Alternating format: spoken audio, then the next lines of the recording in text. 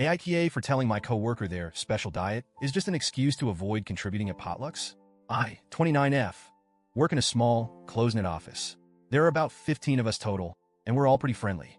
Our office is the kind of place that really values team bonding events. Think escape rooms, pizza Fridays, and most importantly, potlucks. Now, I'll admit it, I love a good potluck. There's something special about seeing what everyone brings, trying new dishes, and sharing food. It's like this unspoken way of showing care. Sue brings her famous buffalo dip. Tom always shows up with his incredible smoked ribs, and I've got my lasagna that everyone raves about. More on that later. We usually plan these potlucks a couple of weeks in advance, so no one's blindsided. And the rule has always been simple. Bring something to share. It doesn't have to be fancy. If you're not a cook, pick up chips, cookies, or soda from the store. Just contribute. It's more about the effort than anything else.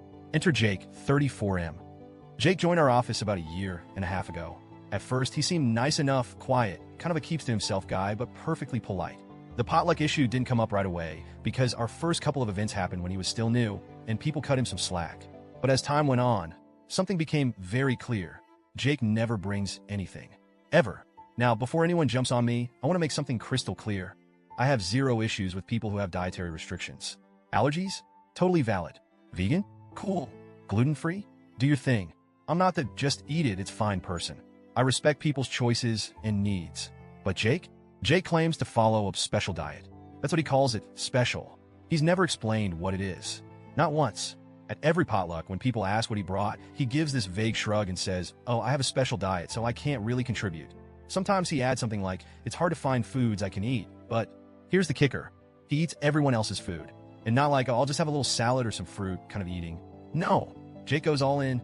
He'll pile his plate high with wings, casseroles, pasta, sandwiches, you name it. Foods that don't seem to fit into any obvious dietary restrictions. He'll even skip over the healthier options like veggie trays or fruit bowls and go straight for the most indulgent dishes. I started noticing this pattern pretty early on, and it bugged me. I tried to give him the benefit of the doubt at first. Maybe he's shy about his health? Maybe it's an anxiety thing? But it's been a year and a half, and at this point, it feels less like a special diet and more like a special excuse. Last week, we had our quarterly potluck, and I decided to go all out. I made my lasagna, both a classic meat version and a vegetarian one, because a couple of coworkers don't eat meat. I don't want to toot my own horn, but I perfected this recipe over years. It's one of those dishes that people ask for at every event. I stayed up late the night before prepping it, layering the noodles, sauce, and cheese, and I felt good about it.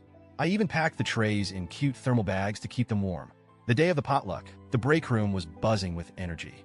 Sue brought her buffalo dip, Tom had his ribs, and someone else picked up a giant Costco cake. Everyone was chatting and complimenting each other's dishes as we set up the food table. Then in walks Jake, empty-handed. At this point, I knew it was coming, but I still felt that familiar irritation bubble up. Jake strolled over to the table, looked around, and said his classic line, "Oh wow, everything looks great. I'll see what fits my diet." I watched as he picked up a plate and went straight for my lasagna. Both trays. Now, I'm not exaggerating when I say he took a huge portion. Like the kind of portion that makes you wince because you know someone else isn't going to get a chance to try it. I stood there watching him, and something inside me just snapped. I said, "Jake, if you can eat all this food, your special diet doesn't seem like much of a restriction. It just seems like an excuse not to bring anything." The room went dead silent. You know that feeling when you realize you've just said the thing everyone was secretly thinking? Yeah, that. Jake froze mid-bite. His face turned red, and he mumbled, I didn't have time to cook." I shot back, "That's fine, but you could have picked up something simple. Chips? Soda? It's not about the cooking. It's about contributing." He didn't say anything after that. He just put his plate down, muttered, "I think I'm going to head out," and left the room. The break room was awkward after that. A couple of people whispered, but no one outright said anything for a while. I felt this weird mix of satisfaction and guilt. I said what I said, and I meant it, but I also didn't want to humiliate the guy. Later in the day, a couple of coworkers came up to me. One of them, Megan, said, "I think you were a little harsh. You could have pulled him aside instead of calling him out in front of everyone." Fair point. I probably could have handled it better. But then others, like Tom and Sue, quietly told me they were glad I said something. Apparently, I wasn't the only one who'd noticed Jake's freeloading. Tom even joked, "I've been wondering if his special diet was just free food only." Still, I couldn't shake the guilt. I didn't want to be the office bully. I wasn't trying to make Jake feel small. I just wanted him to realize how unfair it is for him to take advantage of everyone else's efforts. The thing is, Jake's excuse, "I didn't have time to cook," just doesn't sit right with me. These potlucks are planned weeks in advance. Everyone else, even the busiest people in the office, manages to bring something. Sue's got 3 kids and still whips up her buffalo dip. One guy picked up a 12-pack of soda on his way to work. It's not that hard, and I wouldn't even care if Jake showed up with something tiny like a bag of pretzels. I really wouldn't.